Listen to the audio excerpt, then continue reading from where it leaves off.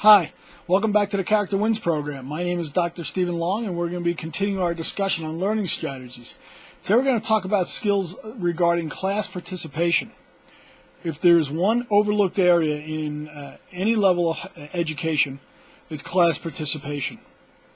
It is the most true-to-life skill that can be transferred from school to the workplace. And most instructors don't place enough emphasis on it, but they will place some emphasis on it, and it could mean the difference between getting an A and a B or a B and a C. There are two different levels of class participation. The first is a low level, and that's where the teacher is just prompting for regurgitation of facts, who, what, where, and when.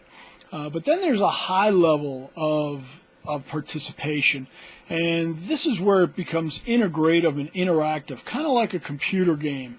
And what you want to do is basically just understand what kind of discussion is being formed here so you can participate on the correct level. There are 5 different types of input that you can contribute to a low-level class discussion. And the first one is just presenting factual info. If the teacher asked, who started the Second World War, you can just present a list of names and countries. But the second is taking a position.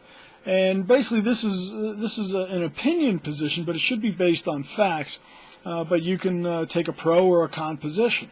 The third is supporting position with facts. Is once you take your position, then you support it with facts. So if you're for something or against something, you should state it with facts.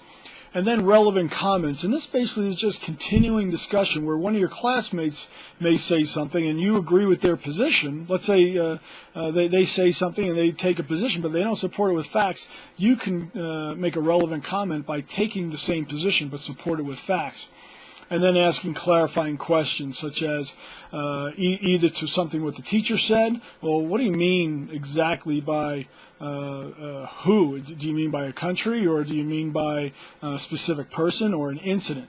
Or ask a clarifying question of one of your classmates.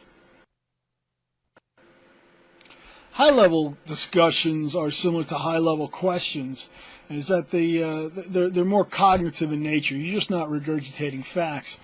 And again, there's 5 ways that you can contribute. And the first is just make an analogy, such as, well, then it's kind of like this, or it's kind of like that. Just make an analogy to what you're talking about, and that will further the discussion. And then recognize either relevant comments or irrelevant comments.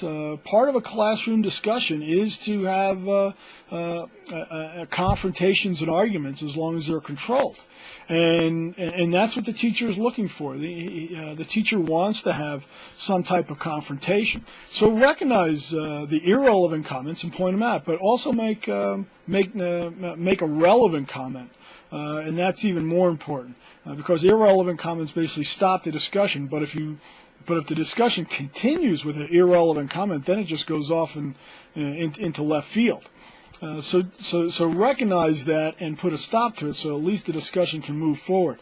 The whole idea of high-level discussions is keep moving discussion forward, and then recognize contradictions. If somebody has contradicted themselves, point it out.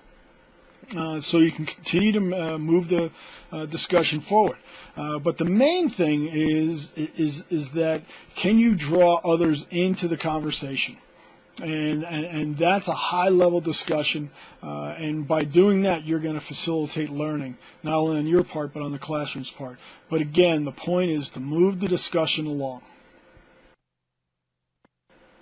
To review the guidelines of class participation is first understand what type of classroom discussion is being held. Is it a low-level discussion or a high-level discussion?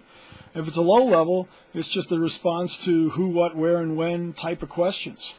It's you just rely upon memory rather than analytical skills, which is the high-level discussion.